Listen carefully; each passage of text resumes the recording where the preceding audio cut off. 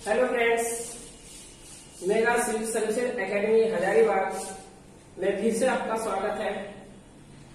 हमारे द्वारा अपलोड किए गए वीडियोज का आप लोगों का बहुत प्यार मिला और बहुत उल्लास के साथ आप लोग सारे होमवर्क भी किए हैं, आंसर कमेंट भी किए हैं और इससे हम लोग का भी उम्मीदें जागता है और इसी उल्लास के साथ हम लोग नए नए वीडियोज लेकर आते रहेंगे। आप लोग का परफॉर्मेंस ऐसा ही बना रहे। कमेंट हम देख रहे थे, कुछ लड़कों का कमेंट था कि क्वेश्चन नंबर 65 जो आपका होमवर्क था वो आपका नहीं बना। उसका जो है अभी हम एक्सप्लेनेशन कर देंगे। आज सीआई का मेरा लास्ट क्लास होगा, फिर अगले वीडियो में हम नेक्स्ट टॉपिक के साथ मिलेंगे। अब जो आप लोग का जो एग्जाम होगा, एग्जाम में जो है वो बहुत बदलाव आ गया है। अब आपका सीजीएल वगैरह जो भी सेंट्रल लेवल का जो एग्जाम होता था वो आपका अलग अलग होता था, लेकिन अब जो सेंट्रल लेवल का एग्जाम होगा 2021 से वो सिर्फ सीईटी होगा, यानी कॉमन एलिजिबिलिटी टेस्ट। यानी जितना भी एग्जाम होगा उसके बदले सिर्फ आपका एक ही एग्जाम होगा, उसका स्कोर कार्ड आएगा, वैलिडिटी 3 साल का होगा और फिर जो अपना जो ऑर्गेनाइजेशन है अपना नेक्स्ट का एग्जाम वो लेगी। तो 2021 से यह लागू होगा। तो इसमें हो सकता है कुछ सिलेबस का भी हेरफेर होगा। तो सिलेबस का हेरफेर का मतलब होगा जैसे इसमें रेलवे का भी कंटेंट होते थे, एसएससी का भी है, बैंक का भी है। तो जैसे हम लोग बात करें एसएससी का रीजनिंग और बैंकिंग का रीजनिंग में जो है वो आसमान जमीन का फर्क होता है।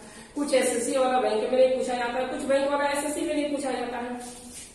तो इस तरह से कुछ सिलेबस में जो है वो हेरफेर होगा, यानी रीजनिंग का कुछ चैप्टर छोड़ा जा सकता है और कुछ जोड़ा जा सकता है। इसी प्रकार मैथ्स का हम लोग बात करें तो एसएससी में एडवांस मैथ पूछा जाता है और बैंकिंग में एडवांस नहीं पूछा जाता है।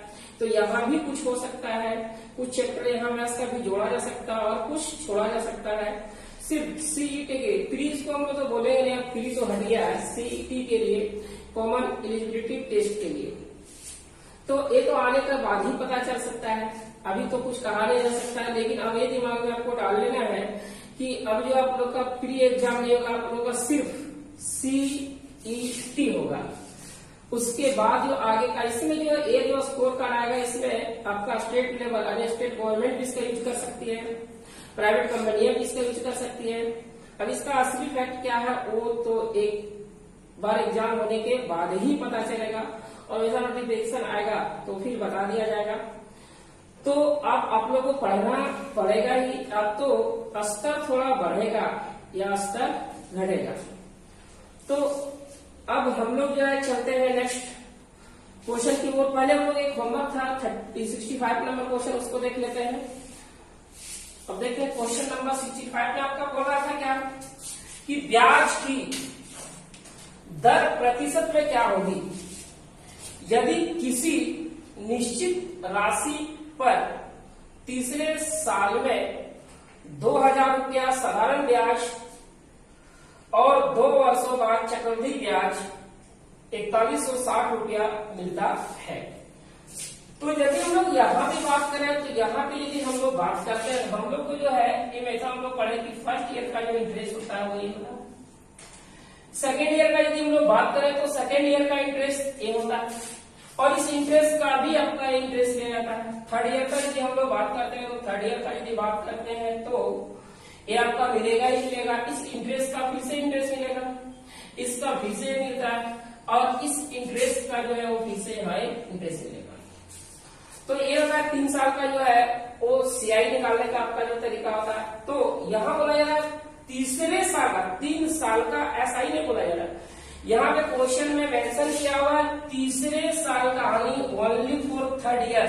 तो आपको पता है वर्टिकल होता है एसआई, तो ये आपको दे रखा है 2000 और आपको ये भी पता है तीनों बॉक्स जो होता है वो सेम होता है। ये भी होगा 2000 और ये भी होगा 2000। अब आगे क्या दे रखा है कि 2 साल का बोला जा रहा है 2 वर्ष बाद चक्रवृद्धि ब्याज मिल रहा है 4160 यानी कि 4160। तो 2 साल मतलब हम लोग यहां से यहां तक बात करेंगे।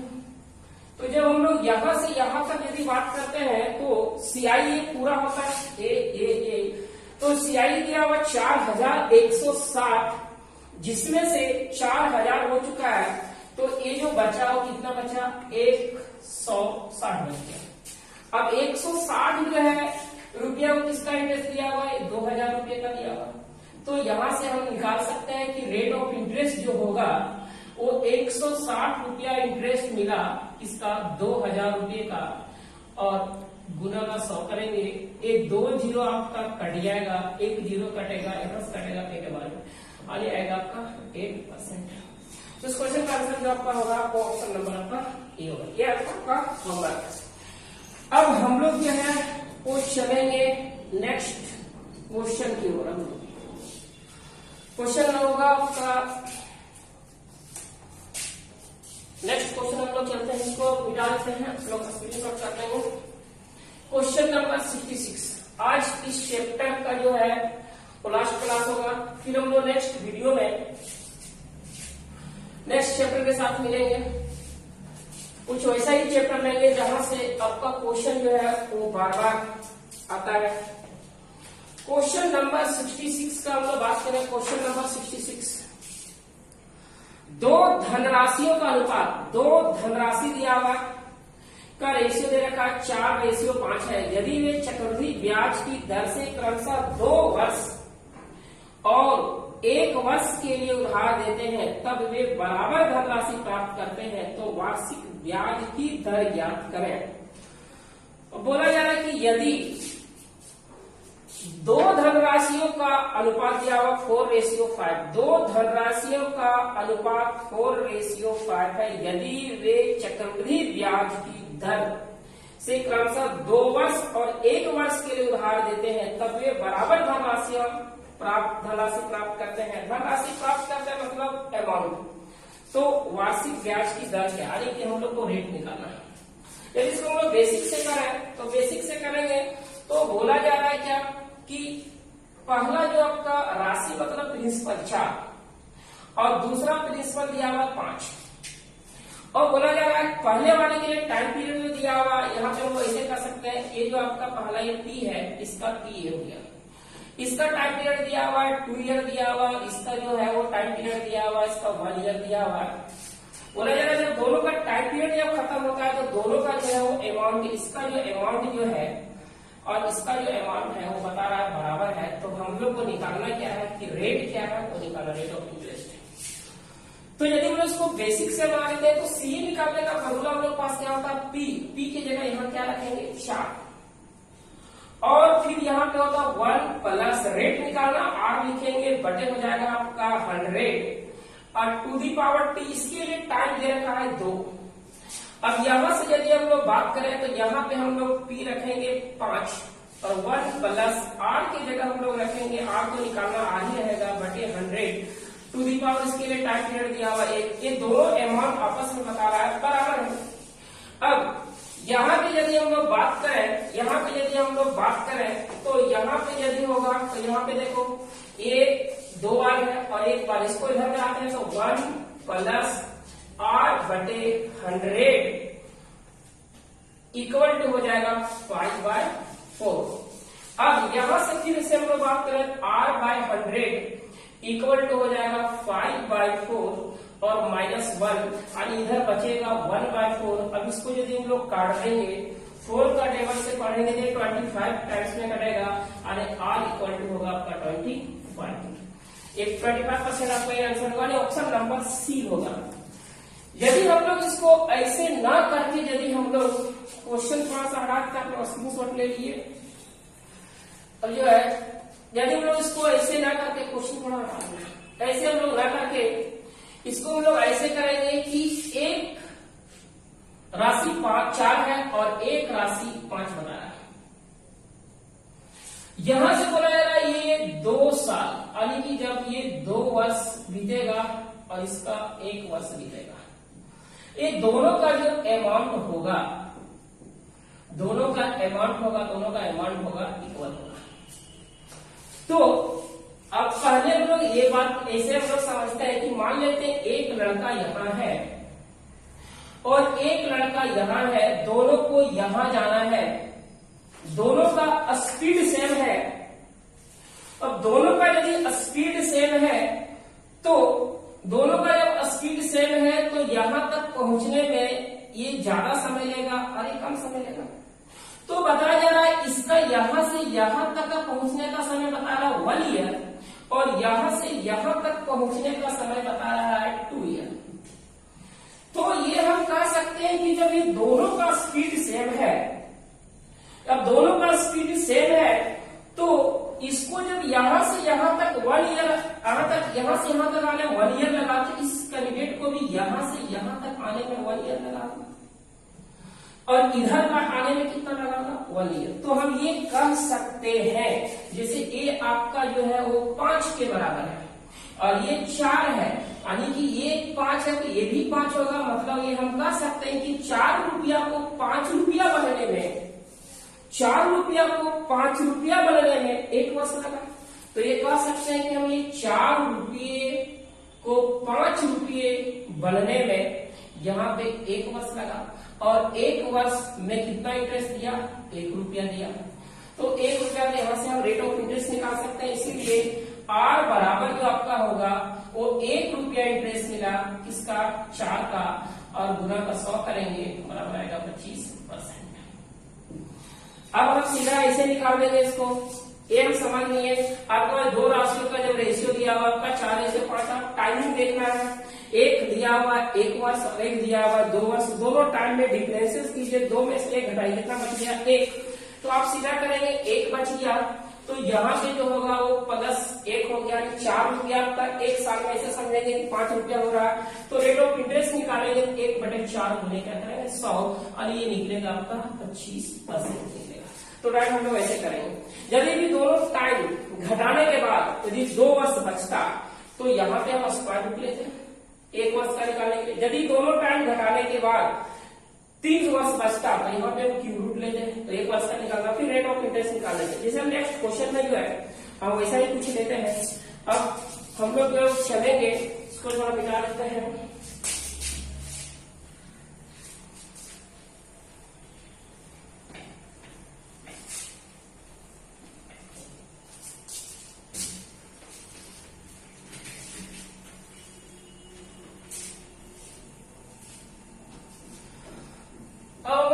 Question number 67। ये भी क्वेश्चन आपका वैसा ही है। बोला ना 2 धनराशियों का अनुपात 25:36 है यदि वे चक्रवृद्धि ब्याज की दर से क्रमशः 7 वर्ष और 5 वर्ष के उधार देते हैं, 5 वर्ष के लिए उधार देते हैं, तब वे बराबर राशि प्राप्त करते हैं, ब्याज की दर क्या है। तो अभी हम आपको बताएं, तरीका आपको बता दिया। आप यदि ऐसे ऑर्डर करेंगे तो ये देखिए T1 7, T2 5। यदि हम लोग इसमें माइनस करेंगे T1 यदि T1 माइनस T2 करते हैं तो 7 - 5 इक्वल टू कितना आएगा 2 ईयर आएगा। 2 ईयर आएगा। यानी आपके पास जो राशि है 25:36 ये 25 रुपया 36 रुपया बनने में कितना लगता है 2 वर्ष। यहाँ तक का टाइम पीरियड है 2 वर्ष।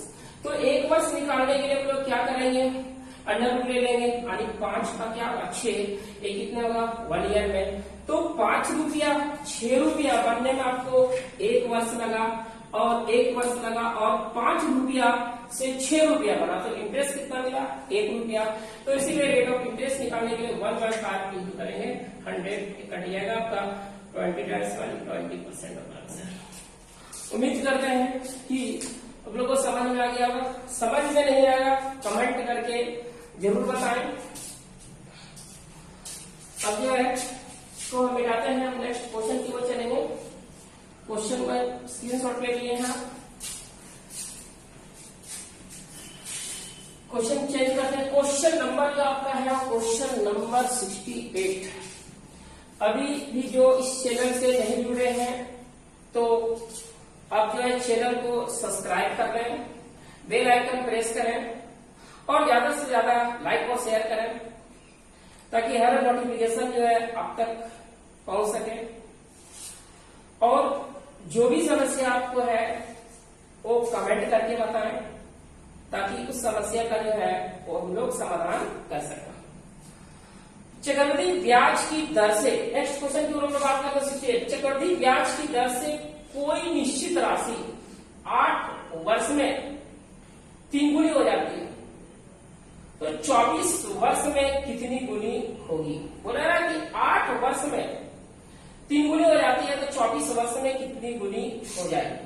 यदि आपको बेसिक से करना, बेसिक से करने का कोई मतलब ही नहीं, बेसिक से यदि करना है तो आप इसमें से कर लेंगे कि कोई राशि क्या है, P है, और कोई राशि जो आपका है वो P है, और बोला जा रहा है क्या, यह 8 वर्ष में 3 गुनी हो जाती है। मतलब यदि हम मूलधन यानी कि प्रिंसिपल जो है, यदि हम प्रिंसिपल का बात करें, P मान लेते हैं हम, तो यहां पे लिख सकते हैं P इंटू लिख सकते हैं 1 प्लस R बटे 100 टू दी पावर, R आपका तो दिया हुआ नहीं, दिया हुआ है, P तो दे दिया हुआ है, R दिया हुआ, बराबर 3 गुना 3P होगा। इक्वेशन इसको हम लोग 1 मान लेंगे। बोला जा रहा है क्या, कितने वर्षों में 3 गुनी हो जाती है?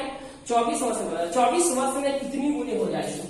बोला वही धन जो 1 प्लस R बटे 100 to the power 24 equal to कितना गुना होगा, यानी कि A2 हम लोग को निकालना है।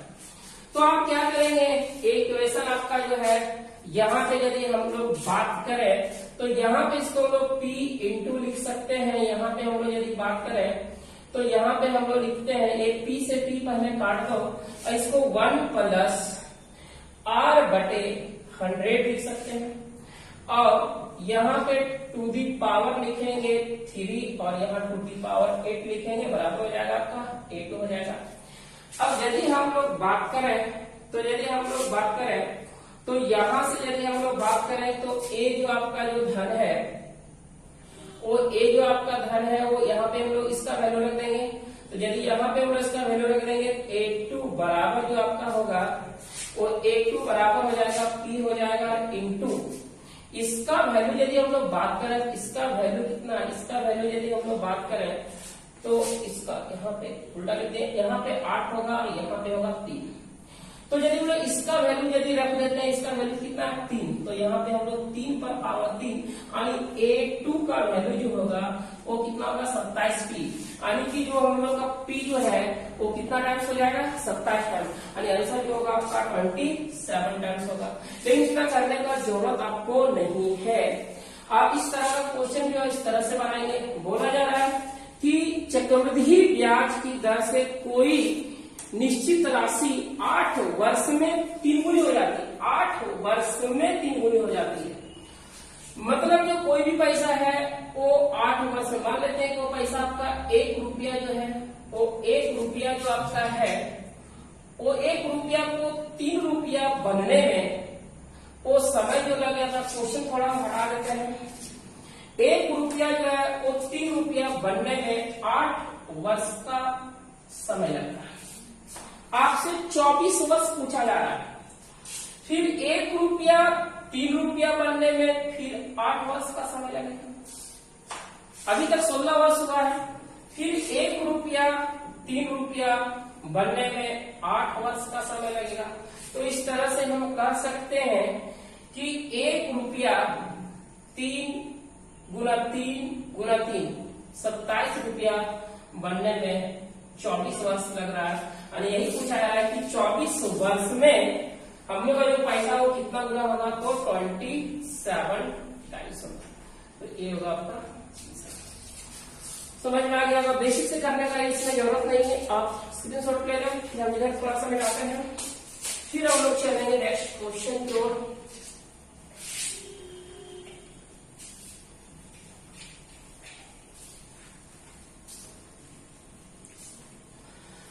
अब हम लोग चलेंगे क्वेश्चन नंबर जो है वो क्वेश्चन नंबर, इसको हम लोग सीधा ओरल भी कर सकते हैं। ओरल कैसे करेंगे, इसे हम 68 नंबर क्वेश्चन में यदि हम देख लेते हैं, क्वेश्चन नंबर 68, इसमें ओरल भी आप ऐसे कर सकते हैं। बोला जा रहा है क्या कि 8 वर्ष में 3 गुना, 8 वर्ष में 3 टाइम्स दिया हुआ, तो पूछा रहा है 24 ईयर्स में। तो आप 24 को यदि 8 से डिवाइड करो कितना आएगा 3, तो कितना टाइम्स 3 टू दी पावर 3 यानी कितना 27 गुना, ऐसे कर सकते हैं। जैसा नेक्स्ट क्वेश्चन में करेंगे, नेक्स्ट क्वेश्चन आपका 69 है। क्वेश्चन नंबर 69 का यदि हम लोग बात करते हैं तो क्वेश्चन नंबर 69 का यदि बात करते हैं 69 बोला जा रहा है क्या चक्रवृद्धि ब्याज की दर से कोई निश्चित राशि 8 वर्ष में तिगुना हो जाता है। ये तो सेम क्वेश्चन है, हटा सकता। अच्छा वो तो ऑप्शन लेकिन लगता है गलत है।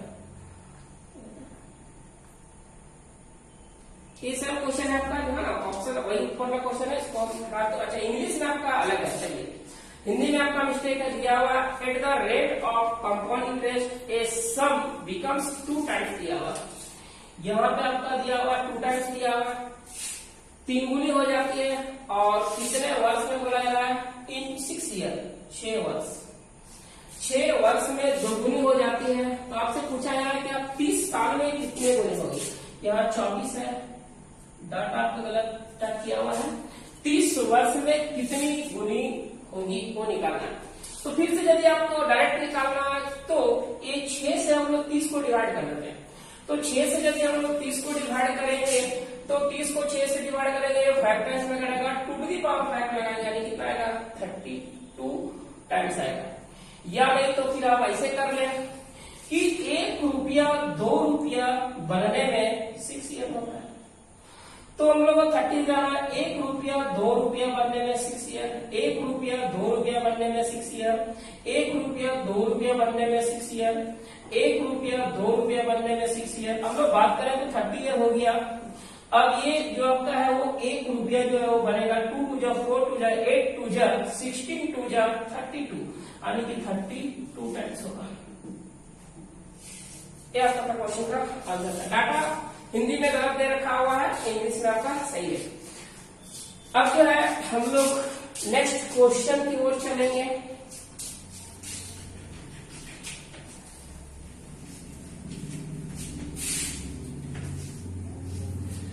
क्वेश्चन नंबर जो है वो क्वेश्चन तो बहुत लंबा है, इंग्लिश वाले यदि को है तो स्क्रीनशॉट ले लें क्योंकि इंग्लिश हटाएंगे हम। चलिए अब हम हिंदी में देखते हैं ऊपर की क्वेश्चन। बोला गया एक साहूकार 4% वार्षिक साधारण ब्याज की दर से धन उधार लेता है।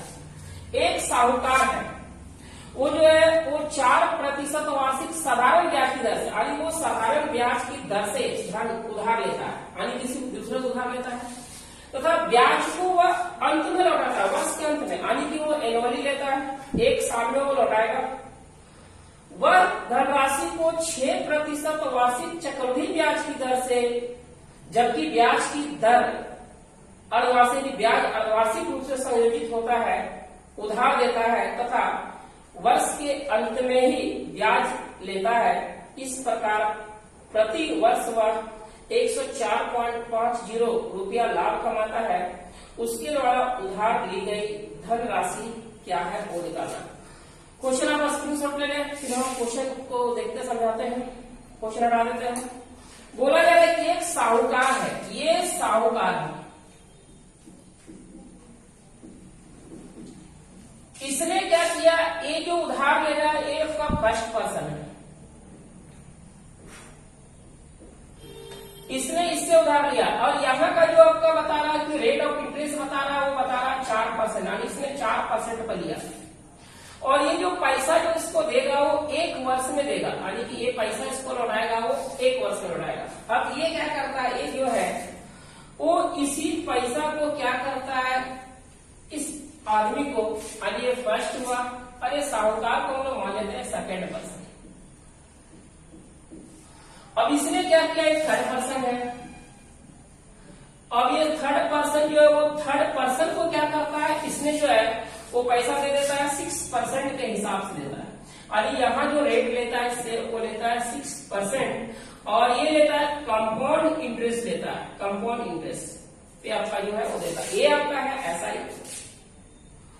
ये आपका बताया जा रहा है कि SI पे लेता है और वहां पे वो जो देता है उसको वो CI देता है।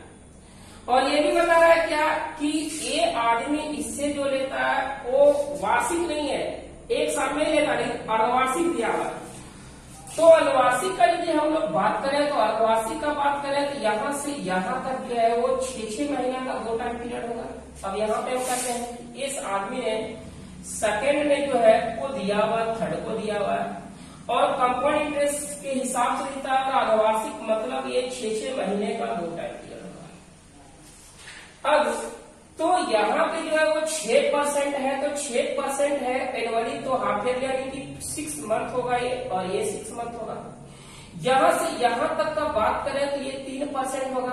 अब ये नेक्स्ट 6 मंथ में 3% प्लस इस 3% का क्या मिलेगा, तो 3% के हिसाब से निकालेंगे। जैसे आपका हो जाएगा 3 गुने 3/100 का बात करें तो आएगा 9/100 यानी 0.09। तो 0.09 जो है वो यहाँ पे बढ़ जाएगा, तो 3 + 3 यानी कि 3 + 3 6 पॉइंट आएगा आपका 09। यहाँ पे पहले हम लिख देते हैं, यहाँ का जो आपका इंटरेस्ट होगा वो 3 पॉइंट होगा 09।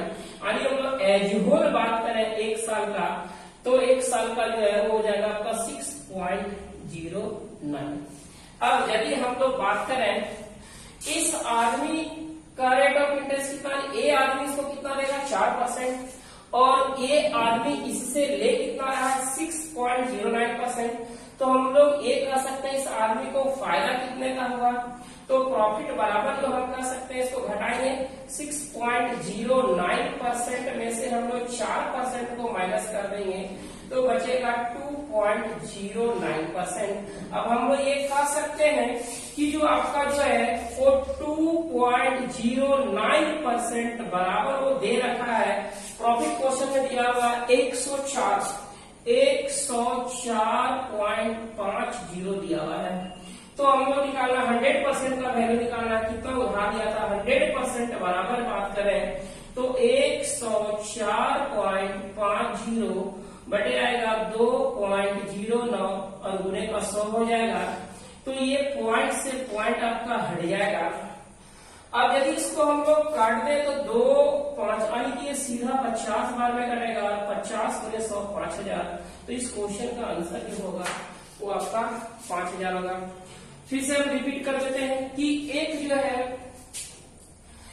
है एक व्यक्ति है, फर्स्ट पर्सन है, उससे एक साहूकार जो है जिसको हम लोग सेकंड पर्सन मान लिए, इससे 4% के हिसाब से एसआई पर वो क्या करता है उधार लेता है, और ये सेकंड पर्सन थर्ड पर्सन को देता है वो 6% के हिसाब से सीआई पे देता है, वो भी हाफ ईयरली देता है।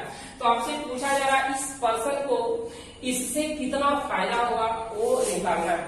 तो हम लोग बात करें इस पर्सन और इस पर्सन के बीच का जो है वो ये जो है ईयरली हाफ ईयरली में बात करें तो यहां से यहां तक ये 6 महीना हुआ और यहां से यहां तक नेक्स्ट 6 महीना। तो ये आदमी इसे कितना पैसा लेगा, तो सबसे पहले 6 महीने का तो 3% लेगा और नेक्स्ट 6 महीने का 3% प्लस 3% का 3 के हिसाब से जो लेगा वो 0.9 यानी यहाँ से वहां तक 3.09% होगा। तो हम लोग दोनों जब ऐड किए हैं तो टोटल इंटरेस्ट को लेगा 6.09% 1 साल में। अब इसका प्रॉफिट देख लिए हम लोग तो 2.09% आया, जिसके बराबर दे रखा हुआ है इतना, तो 100% का जो आपका इतना आ गया।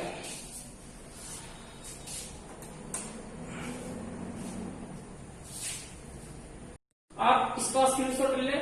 अब क्वेश्चन हम नेक्स्ट क्वेश्चन की ओर चलेंगे। अब आपको हम इस टाइप का एक क्वेश्चन आपको हम होमवर्क देंगे, ठीक है, आप बनाइए घर में और आंसर जरूर कमेंट करके भेजेंगे आप।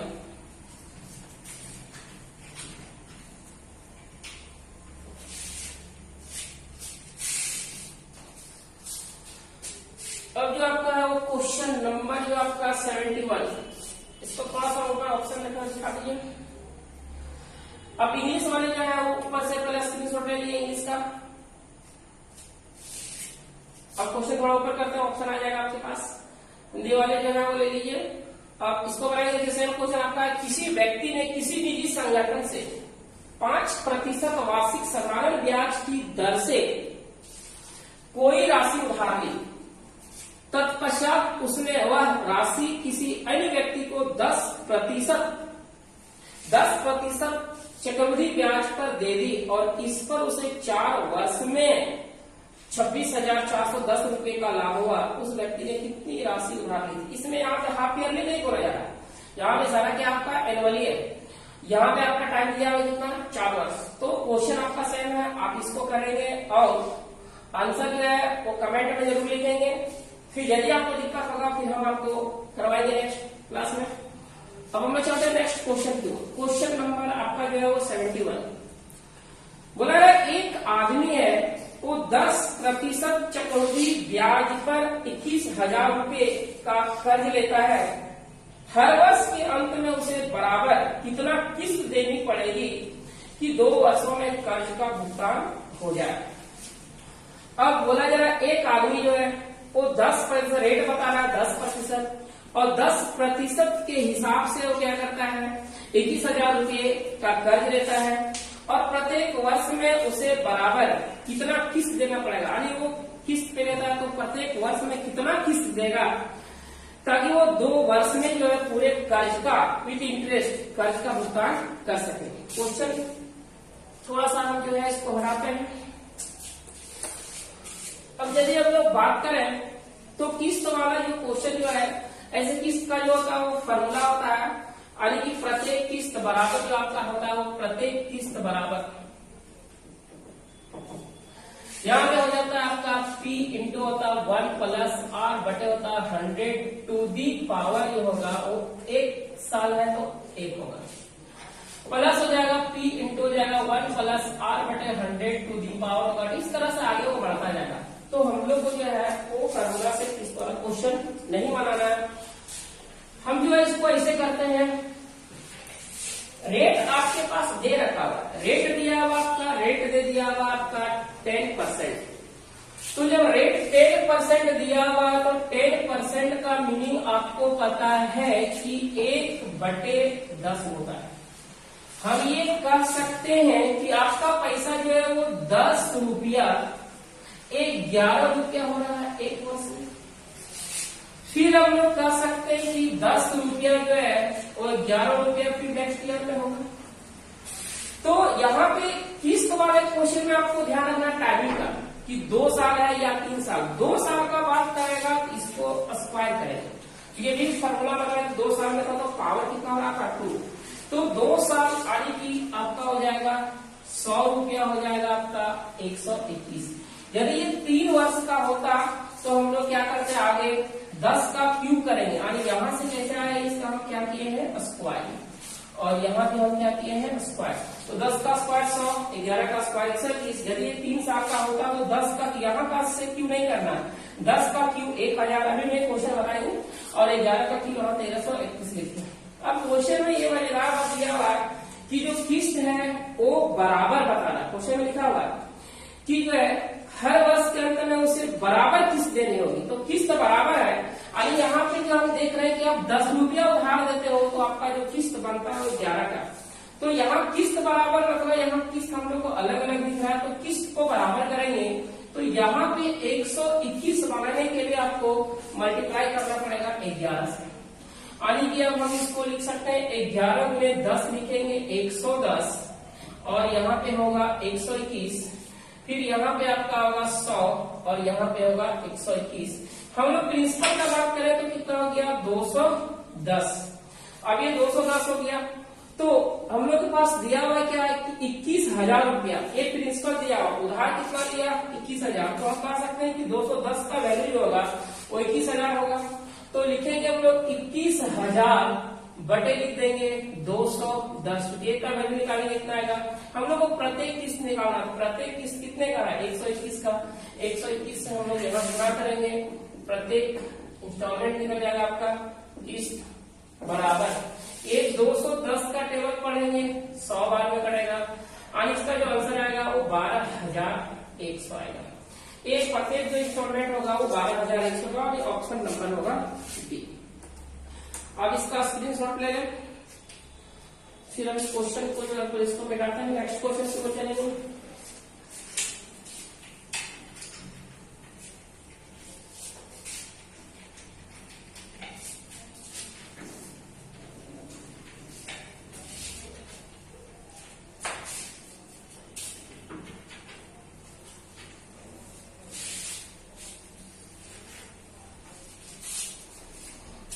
नेक्स्ट क्वेश्चन आपका ये भी किस्त का ही है। बोला जा रहा है कुछ धनराशि वार्षिक चक्रवृद्धि ब्याज की दर से 5% चक्रवृद्धि ब्याज देकर प्रति 17,640 रुपए की 2 वार्षिक किस्तों में चुकाई जाती है। उधार ली गई राशि कितनी थी वो निकालना।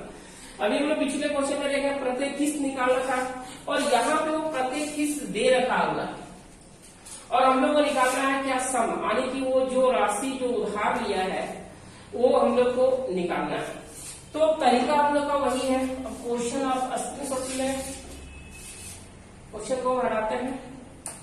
यहाँ पे भी रेट दिया हुआ, रेट ऑफ इंटरेस्ट बता रहा 5% और ये 5% का मीनिंग आपको पता है कि 1 बाय होता है आपका 20। अब इसको हम लिख सकते हैं क्या कि ये 20 रुपया जो है वो एक वर्ष में 21 रुपया हो रहा है, फिर से 20 रुपया होगा तो 2 साल है तो फिर बताया यहाँ पे क्या करेंगे स्क्वायर, 20 का स्क्वायर करेंगे तो ये 20 का स्क्वायर कितना होगा 400 रुपया, 21 का स्क्वायर होगा 441।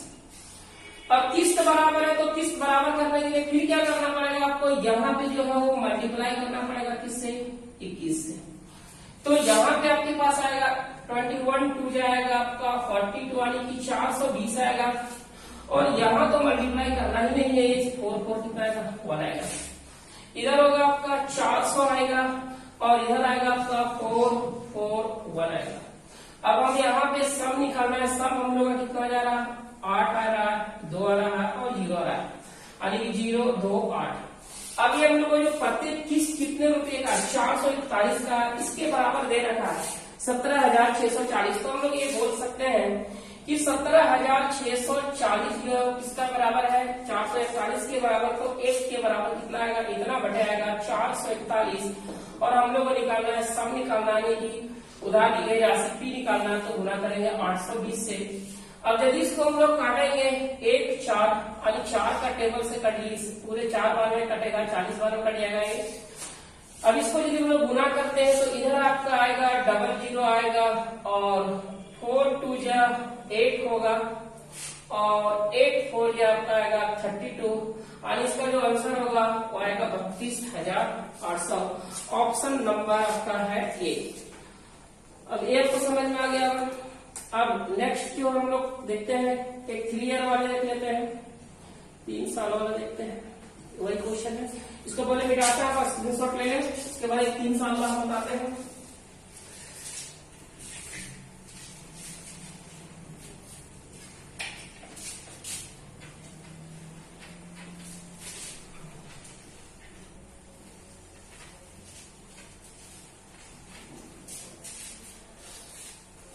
हम लोग चलते हैं नेक्स्ट क्वेश्चन की ओर। क्वेश्चन नंबर 74 बोला ना एक टीवी सेट का नगद मूल्य दिया हुआ है 19,650 रुपया है।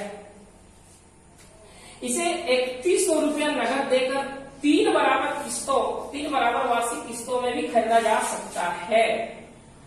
यदि चक्रवृद्धि ब्याज की दर 10% वार्षिक हो तो प्रत्येक किस्त कितने रुपए की होगी। बोला जा रहा है क्या एक जो है वो टीवी सेट है। क्वेश्चन को आप स्क्रीनशॉट ले लें, इसको हम हटाते हैं।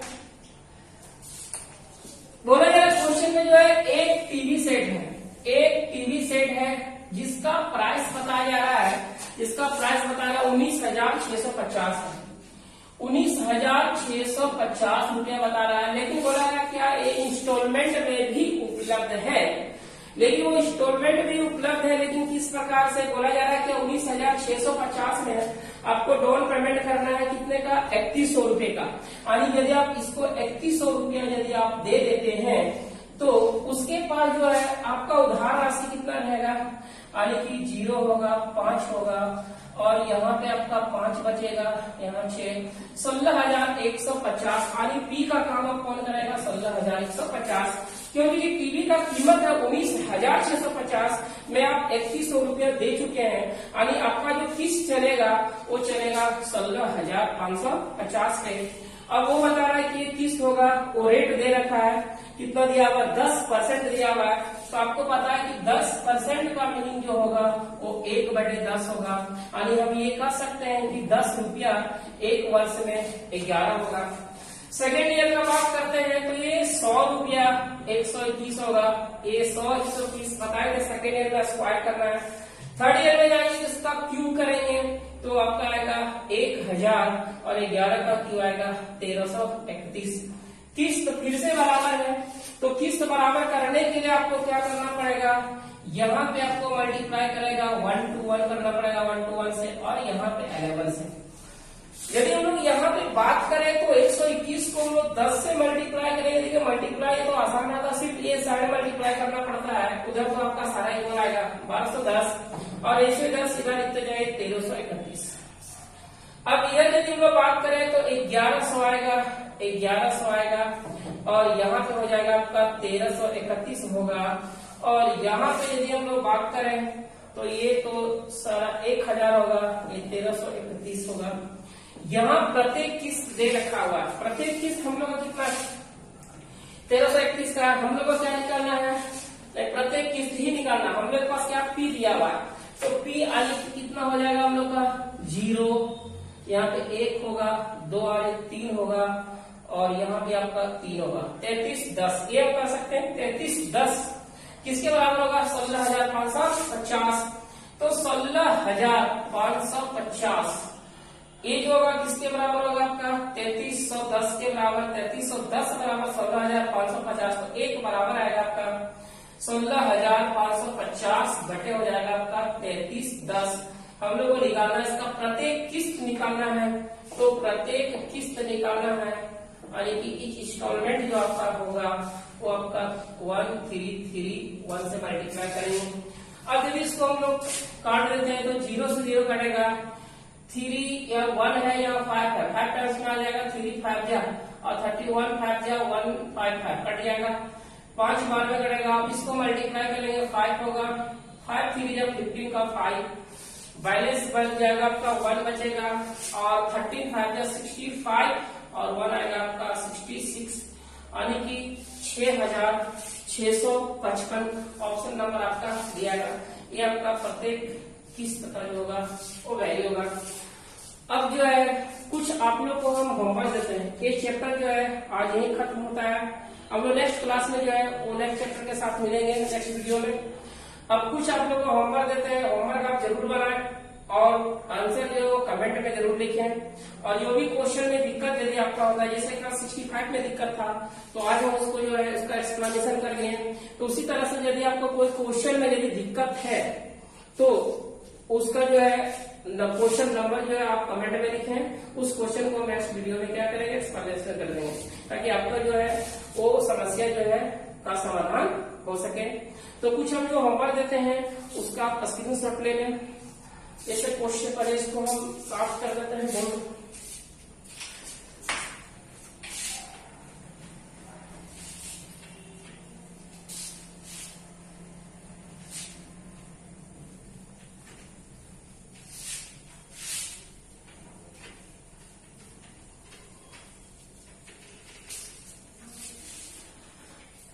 अब हम आपको होमवर्क देते हैं, आप स्क्रीनशॉट लेते हैं। क्वेश्चन नंबर जैसे आपका हो गया 75 आपका ये होमवर्क है। अब इसका स्क्रीनशॉट ले लें।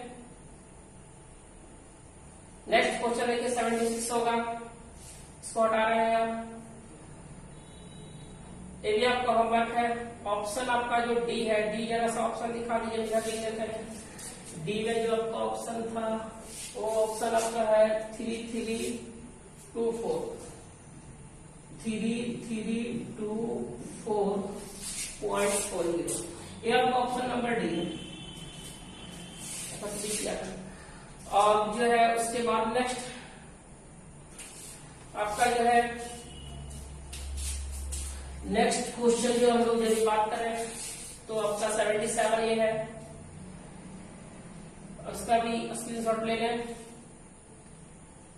उसके बाद आप जो है 78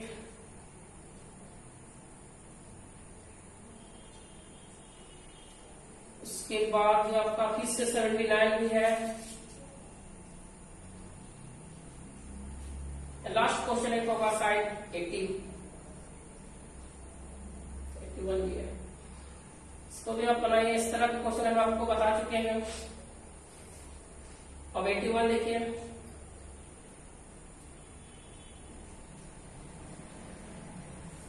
नेक्स्ट क्वेश्चन अपना होगा 82 किस तोला भी बताया आपको, शायद ये लास्ट क्वेश्चन होगा, ये लास्ट है। तो ये आपका था सीआई। अब जब भी हम लोग नेक्स्ट वीडियो में यदि हम लोग नेक्स्ट क्लास में मिलते हैं तो कुछ नए टॉपिक के साथ मिलेंगे। टॉपिक कुछ वैसा ही होगा जहां से क्वेश्चन बार बार आता है और आपको मजा भी आएगा। तो आज यहीं तक, थैंक यू।